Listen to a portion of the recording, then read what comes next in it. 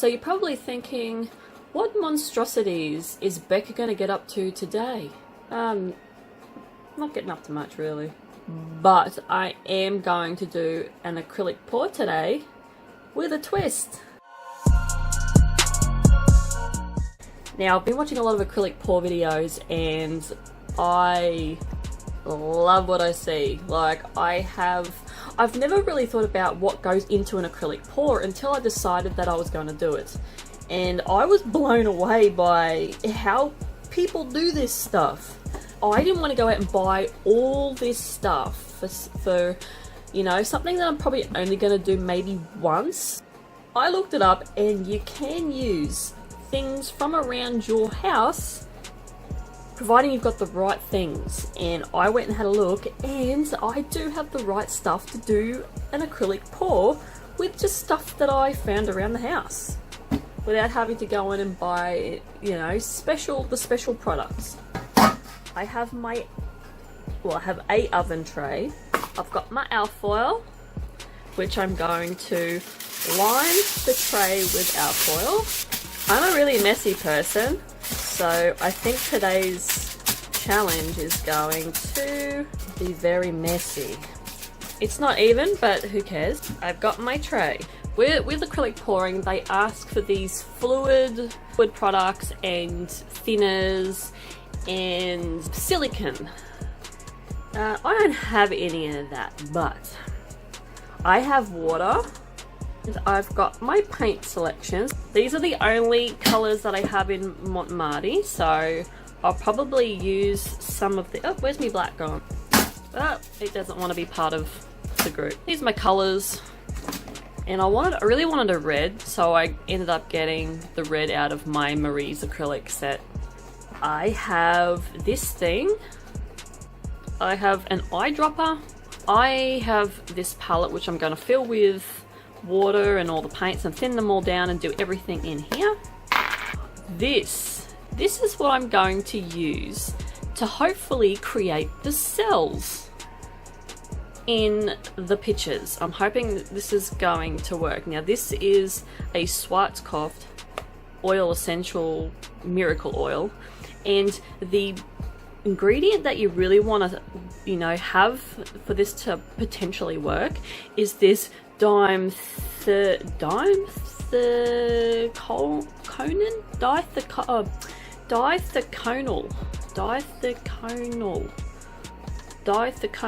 I think that's how you say it, but that's the ingredient you want in a product to hopefully create cells. Now, they ask for glue as well to be put into the paints, and they want you to use this Elmers Glue-All, but I don't have that and I'm not going to go and specially buy it. I've got this glitter glue left over from when I did a slime video about a year ago. So, you know, it's got sparkles in it, but, you know, no big deal. Now, here's the twist. Now, I haven't left this to last, but this is where it gets interesting. Not only am I going to do an acrylic pour, but I'm going to do a tiny acrylic pour.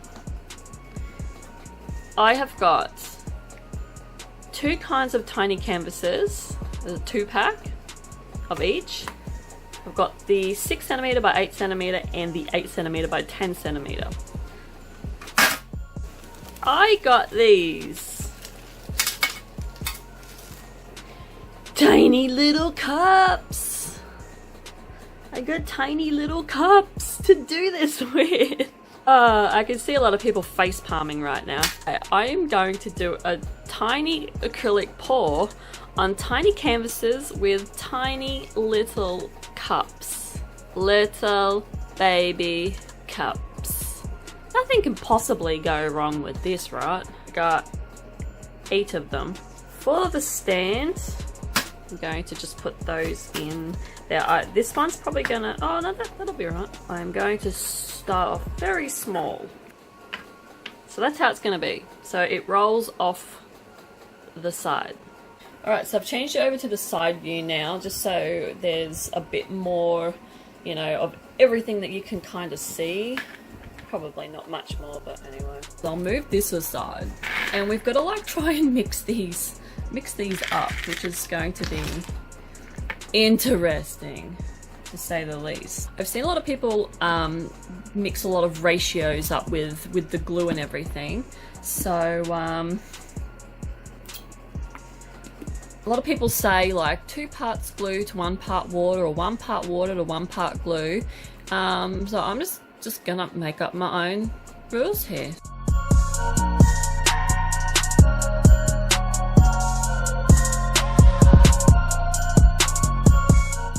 Alright, so I got my glue.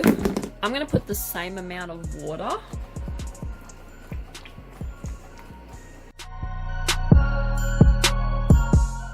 I didn't get a stirry thing. Nothing like a good KFC spoon.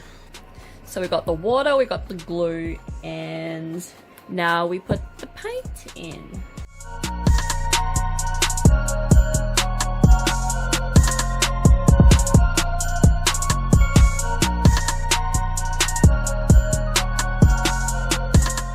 Well, mixing up these little paint things took longer than I thought they were going to, because I had to be careful that this didn't happen right here. It goes into each other. But the consistency's, I'm hoping that that's a good consistency from what I have seen on the internet. I don't know. So there's all my colours. Now the last thing I'm going to do is add this stuff. Now a lot of people were just adding like a few drops into it, but what I did notice that the more drops they put in, the more cells they got. So I'm just gonna go crazy here. Just gonna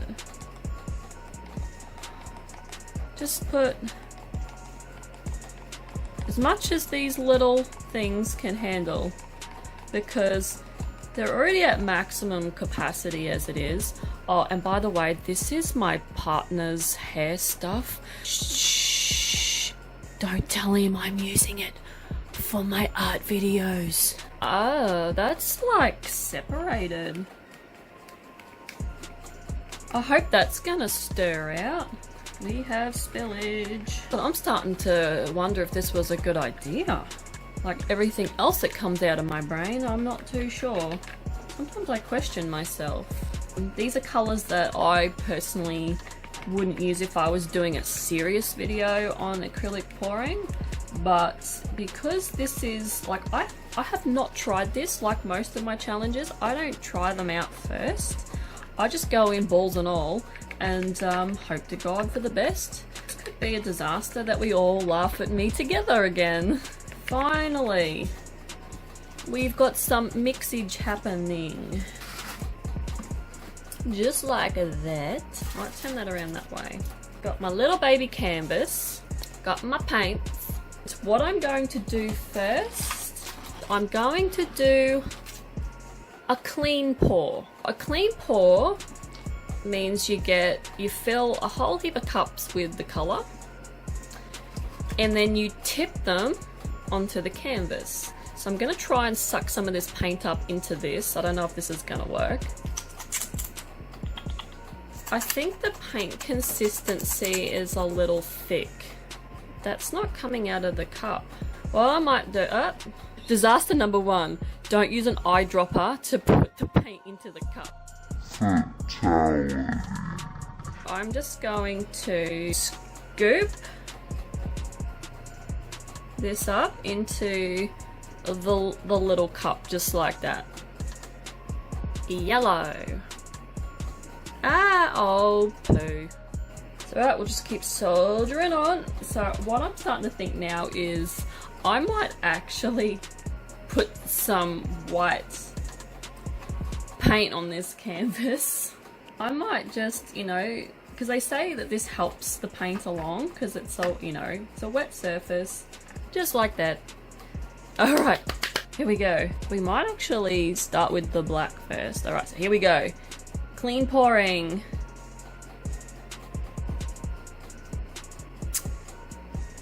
Any minute now. Just needs a little help here. We might work from the darkest colours Alright, so here is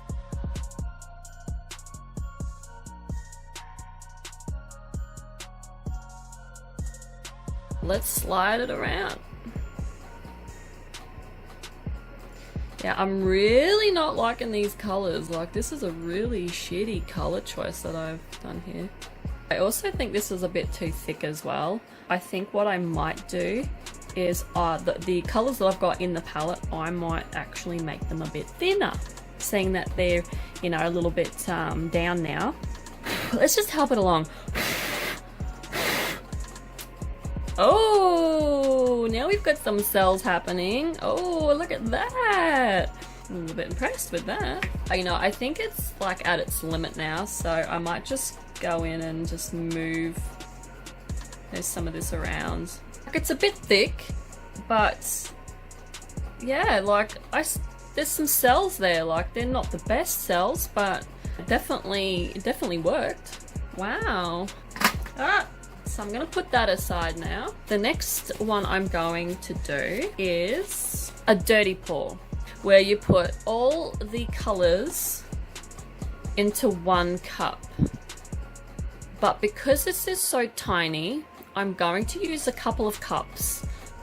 I'm gonna have one cup there, one cup here, and one cup there, because, you know, these cups are a bit tiny, and yeah, it's going to take a lot of, probably, I might have to do more than 3. I'm gonna take my pour eyedropper that is completely chockers full of paint now, which I have ruined. I am going to put some more water. I'm going to have to change this water because it's dirty. So you're back up above now. I thought I would do the next one from the above angle. So we'll get some more water into these. I want a purple. So I'm going to mix these two together. God, I'm using a lot of paper towels. Dirty pour coming up. So there's a black and a white combination. It's a purple and a red. Alright, so here we go, dirty pours. So I'm just gonna, oh, well that didn't work. One there, one there, one there, and one there. Here we go. 1 dirty pour.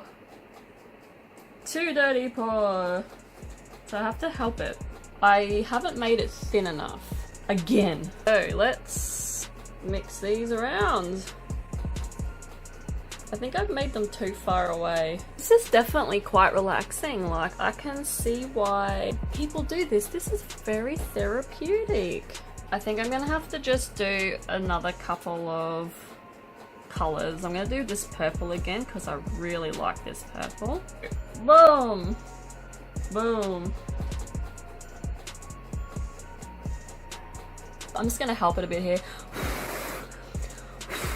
That's what's been created with the dirty pour. So there you go.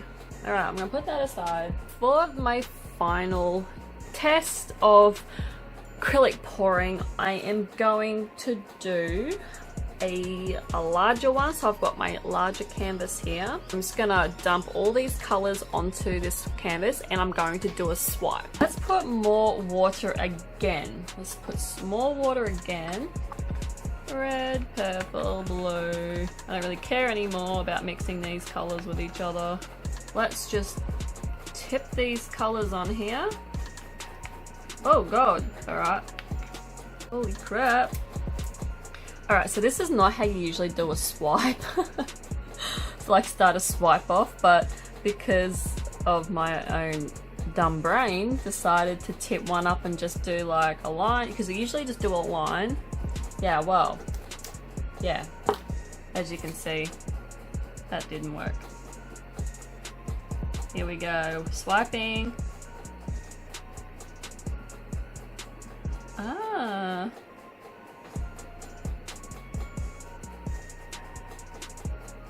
Oh wow! Look at all the cells!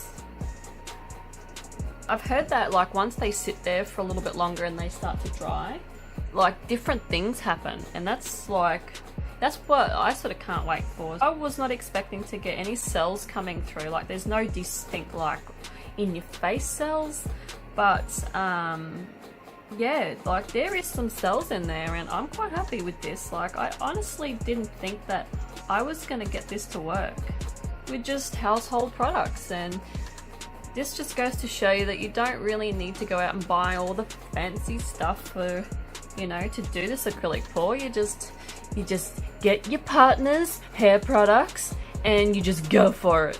The more I'm swiping, the more of like different effects I'm getting. So it's sort of like, where do you stop? Cool bananas. I'm done. Sort of got this really shitty brown color now though. I think that's because of that purple. Yeah. My hands are covered in paint and they're moisturized at the same time. My thoughts on tiny acrylic pouring with these little cups that I got from eBay for $1 for the 8 of them. Like they're cool for a thought in novelty purposes, but to do a successful acrylic pour, yeah, look, they do work, but you really got to thin the paint down. Like I didn't thin the paint down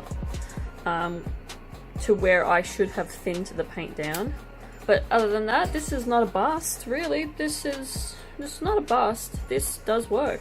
My first one, and there's my second one. So we've got the clean pour and the dirty pour, and we've got the swipe, pour and swipe.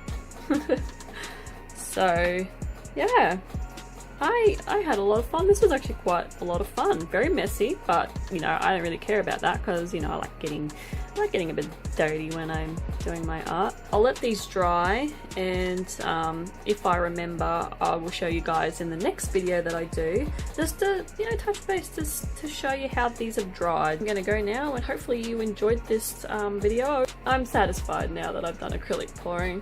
I'd like to try it on a bigger scale though, like, yeah, not do it with these little cups here. Like, I'm gonna have fun cleaning these cups. Like, I don't know whether I should just chuck them in the bin because they were only $1, or if I should keep them. I'm out of here. Bye bye. Thanks for watching.